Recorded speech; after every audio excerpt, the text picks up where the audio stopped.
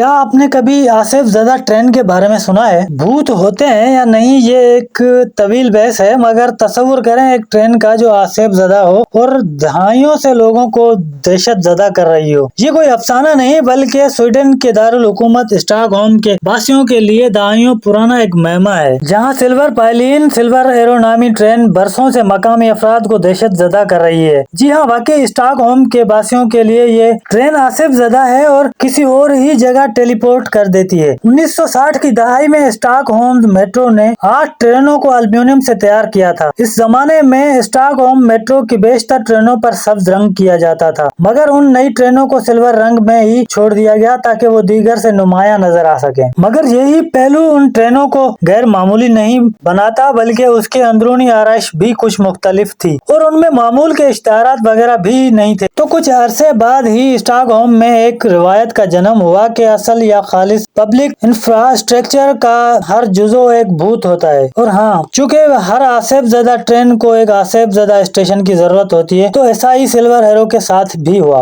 روایات کے مطابق اس ٹرین کی منزل میں بھی بہت عجیب تھی، یعنی ایک مشترک اسٹیشن جسے کائن میلنج کہا جاتا ہے۔ سویڈن زبان میں ایک کہاوت بھی ہے جس کا ترجمہ کچھ ایسا ہے: صرف مردہ افراد ہی کائن میلنج سے باہر آ سکتے ہیں۔ ایسا کہا جاتا ہے کہ جب کوئی سلور ایرو پر سوار ہوتا ہے تو پھر کبھی باہر نہیں آ پاتا، اس لیے نہیں کیونکہ وہ مر جاتا ہے، بلکہ یہ ٹرین وقت کے کسی چکر میں پھنس جاتی ہے اور وہی گھومتی رہتی ہے۔ کہانی کا ایک اور ورژن بھی ہے جس کے مطابق یہ ٹرین سال میں صرف ایک بار رکتی ہے، اس وقت تک تمام مسافر زندہ مردہ بن چکے ہوتے ہیں۔ ویسے اس ٹرین کی اور اس کی اسٹیشن کی حقیقت بہت ہی دلچسپ ہے۔ اسٹاک ہوم میں اس طرح کی ٹرین کو چلانے کا فیصلہ ایک ٹیسٹ کے طور پر کیا گیا تھا تاکہ دیکھا جا سکے کہ عوام اس طرح کے آرائش سے محروم ٹرینوں پر کس طرح کا رد عمل ظاہر کرتی ہیں۔ اگر وہ توجہ حاصل کرنے میں کامیاب ہو جاتی ہیں تو ادارے کو کم لاگت میں ٹرینیں چلانے کا موقع مل جاتا، مگر شہر کے لوگوں کو یہ ٹرین لاوارث اور آصف زدہ محسوس ہوئی۔ یہی وجہ ہے کہ روایتی سبز رنگ کی ٹرین کے مقابلے میں خالی دوڑتی رہتی۔ اسٹاک کے شہریوں نے اس پر سفر کرنے سے گریز کیا، مگر ادارے نے ان ٹرینوں کو کئی دہائیوں تک مصروف اوقات میں